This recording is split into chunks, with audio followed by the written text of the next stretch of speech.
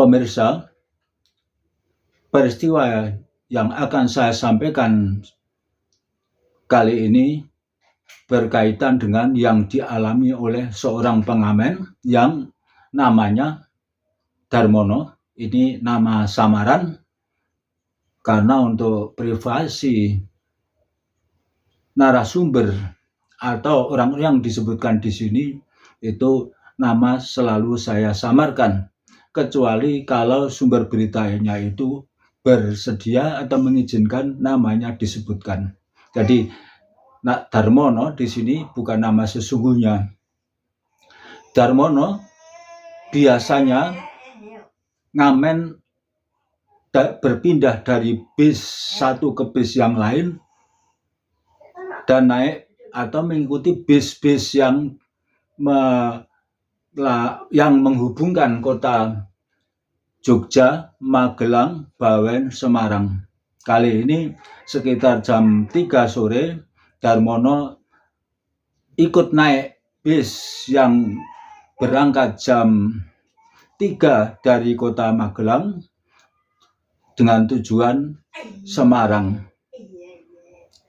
Saat bis sudah berjalan, dengan melihat situasi penumpangnya itu sedang berdesakan atau tidak, Darmono biasanya mulai menyanyikan lagu-lagu diiringi dengan sebuah gitar. Ini Darmono memang seorang seniman, sehingga motivasi selain untuk tambahan penghasilan, motivasi utama adalah menyalurkan bakatnya untuk bisa bernyanyi.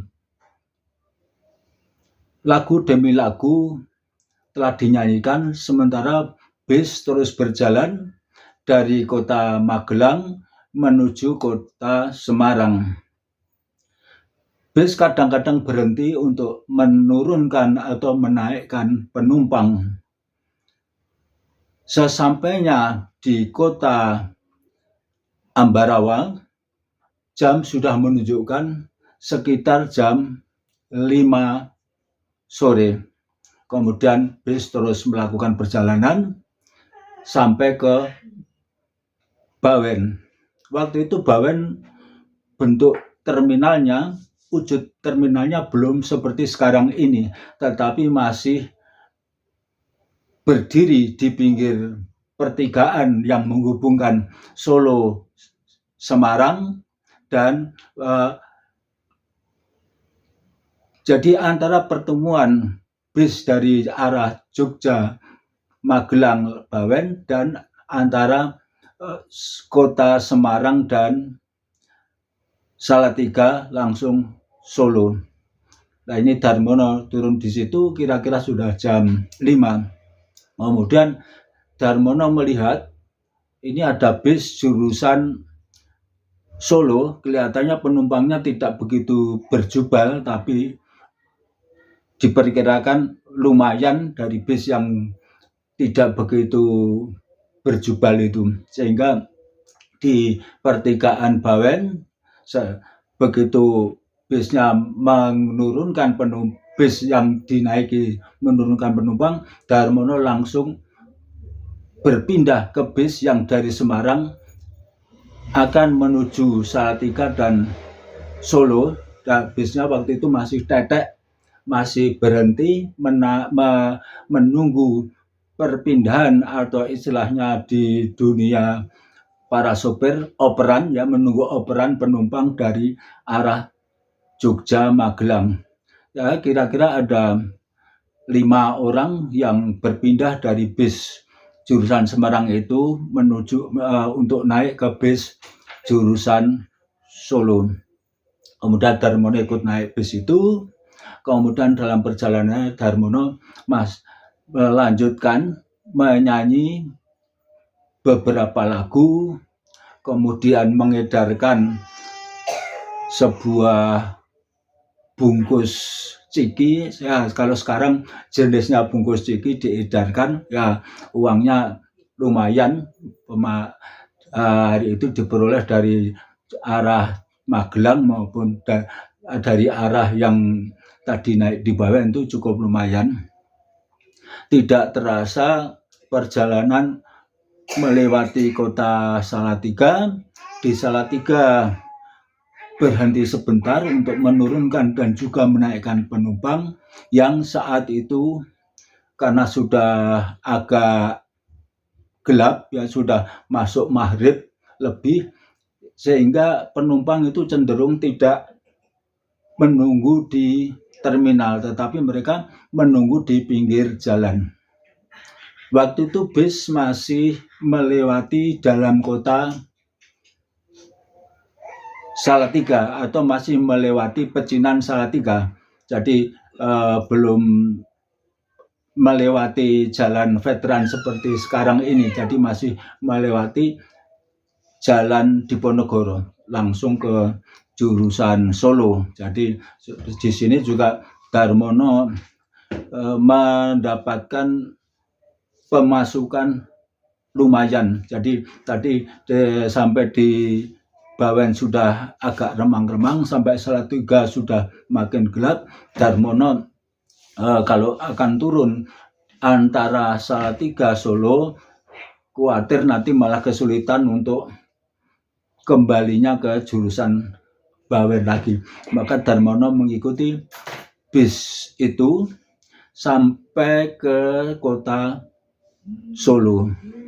Sesampainya di Solo, Darmono tidak langsung ikut ke terminal, tapi turun di Kerten. Di sini memang biasa, kadang-kadang masih ada bergerombol beberapa pengamen, baik antar kota maupun pengamen lokal yang profesinya hampir sama, berpindah dari satu bis ke bis yang lain, baik bis jarak dekat maupun jarak jauh. Nah, kemudian Darmono menunggu cukup lama, mungkin sore atau sudah lebih dari jam 6, sudah mendekati jam 7, atau malah mungkin lebih. Darmono kurang begitu memperhatikan waktu. Darmono nunggu di Kerten cukup lama. Beberapa bis sudah mulai berjalan, kemudian Darmono di situ sebagai pendatang di antara pengamen. Darmono ngalah, ya, jadi memberikan kesempatan kepada pengamen-pengamen yang ada di kota Solo, yang berpangkalan di Solo, untuk naik di bis-bis yang berangkat ke arah Salatiga, Semarang, dan juga ada yang naik ke bis malam. Itu ya cukup lama Darmono menunggu di situ. Di situ juga Darmono sempat makan di pedagang kaki lima yang ada di sekitar di situ, makan yang ada Darmono makan begitu saja, pokoknya perutnya tidak kosong lagi. Kemudian sekitar jam, ya tidak terasa jamnya sudah sampai jam 10, hampir jam 10 malam. Lalu ada, ya waktu itu sudah sepi, mungkin bis-bis malam sudah keluar dari pangkalannya semua, baik bis yang jurusan Jakarta atau jurusan Bogor atau Bandung, itu sudah semakin sedikit. Akhirnya Darmono melihat ada bis yang masuk ke halte Kerten, itu penumpangnya peres. Artinya kalau Darmono naik di situ, dia tidak mengganggu penumpang, karena kalau penumpang berdesakan, Darmono ikut berdesakan, itu mengurangi kenyamanan penumpang. Darmono juga menjaga perasaan sopir maupun awak bis yang ada di bis itu. Jadi Darmono naik, dan kemudian bis setelah Darmono naik langsung berangkat lagi. Ya, kemudian bis itu berjalan ke arah Salatiga. Kadang-kadang bis berhenti atau agak pelan jalannya, tapi bis ini boleh dikatakan tidak pernah menaikkan atau menurunkan penumpang. Nah, di bis ini Darmono mulai action lagi, mulai menyanyikan lagu-lagu yang ada atau yang sedang pop di saat itu. Jadi waktu itu zaman kejayaan atau zaman Titik Sandura, Ernie Johan, Teti Kadi itu masih rame diputar di radio maupun di TVRI. TVRI waktu itu masih satu-satunya TV yang ada di Indonesia, dan itu pun masih hitam putih dan jam siarannya juga terbatas. Jadi Darmono mulai basa-basi menyampaikan maaf, permohonan maaf, mungkin di antara penumpang ada yang kurang berkenan dengan lagu-lagunya, tapi Darmono juga menawarkan mungkin di arah penumpang ada yang mengajukan permintaan khusus untuk menyanyikan lagu, tapi ternyata penumpangnya semua diam saja, tidak ada yang memberikan reaksi atau tanggapan. Ya, Darmono nyanyi lagu bermacam-macam, kadang-kadang juga diselingi dengan lagu-lagu barat, jenisnya lagu-lagu Elvis Presley dan sebagainya. Tanpa terasa Darmono dalam hati juga mulai mengeluh, ini kok penumpangnya kok tidur terus ya. Jadi Darmono mulai ragu-ragu, ini apa saya tidak mengganggu orang-orang tidur, begitu berpikirnya Darmono. Jadi sejak naik itu Darmono melihat penumpangnya tidur terus, dan menurut Darmono itu tidurnya juga tidak bergerak. Yang sejak Darmono naik itu kepalanya miring ke kanan terus, yang kakinya miring ke kiri terus. Jadi yang tidak tidur saat itu menurut Darmono hanya sopirnya saja, sehingga Darmono juga mencari kernetnya juga tidak ketemu, kondekturnya juga tidak ketemu. Jadi dan Darmono berpikir atau merasakan bisnya itu berjalan sangat cepat, dan Darmono mulai merasa aneh saat merasakan ini sejak tadi kok bisnya tidak pernah bertemu dengan bis lain. Jadi seperti Darmono berpikir, ini apa jalan tembus atau jalan khusus yang hanya digunakan saat jalan utama macet, karena boleh dikatakan tidak bertemu dengan orang ada di pinggir jalan, juga tidak pernah bertemu adanya rumah yang lampunya menyala di pinggir jalan. Lampu hanya atau pandangan hanya terbatas pada lampu yang menyala di depan bis itu. Jadi kiri kanan hanya terlihat daerah sepi, kadang-kadang ada pohon, kadang-kadang ada rumpun pohon berkumpul dan sebagainya. Akhirnya Darmono juga lelah sendiri karena kiri kanan semuanya hanya tidur, yang bersandar di depan kesandaran penumpang juga dari sejak Darmono naik juga tidak pernah bergerak sama sekali.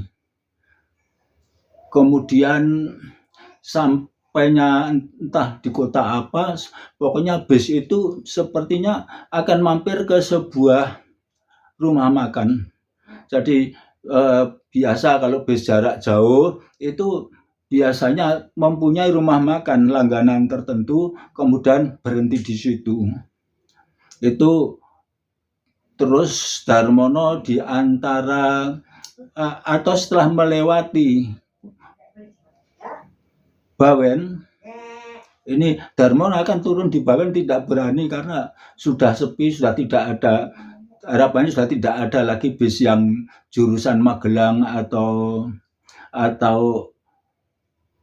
Jogja, sehingga Darmono berpikir, wah nanti tempat tidur gampang lah, cari tempat tidur kan di mana-mana biasanya ada kumpulan pengamen yang bergerombol di mana, meskipun tidak kenal, tapi bisa bersama-sama saling bergeletakan tidur di terminal atau di mana. Darmono berpikirnya hanya demikian.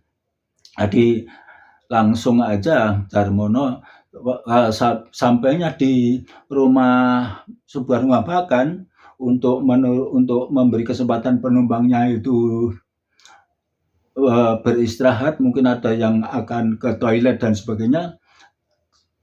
Darmono langsung ikut loncat turun, kemudian mencari toilet, tapi ternyata toiletnya sedang dipakai semua, tertutup rapat, sehingga Darmono keluar lagi sebentar untuk melihat halaman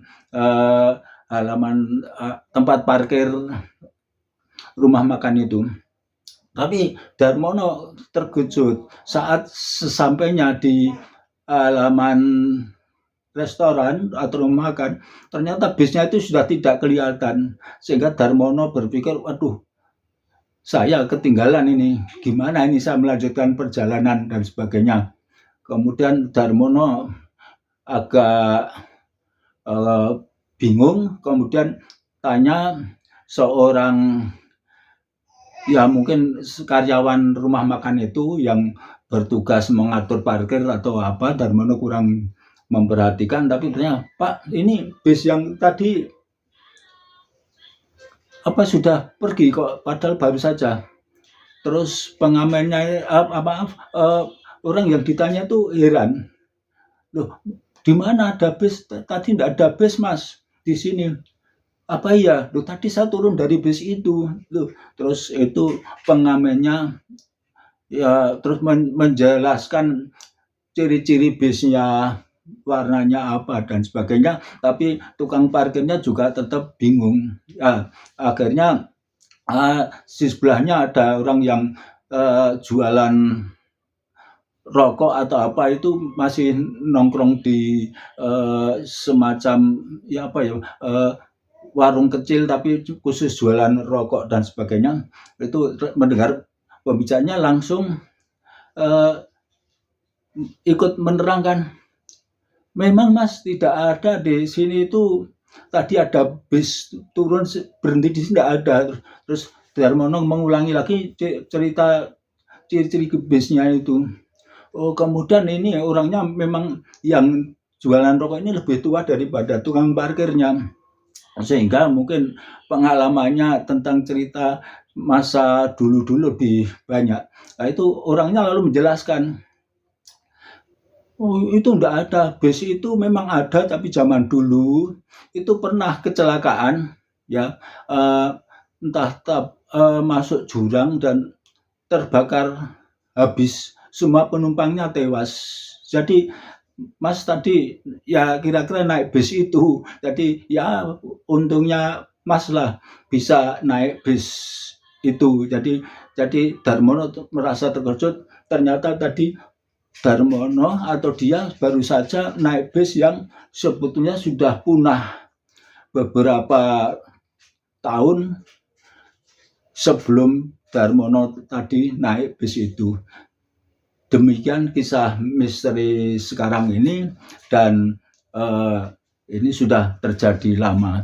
Terima kasih, dan saya Suyit Mujerno berharap bahwa pemirsa bersedia memencet tombol subscribe agar memberikan motivasi kepada saya untuk terus menampung cerita-cerita yang disampaikan kepada saya untuk disampaikan kepada pemirsa.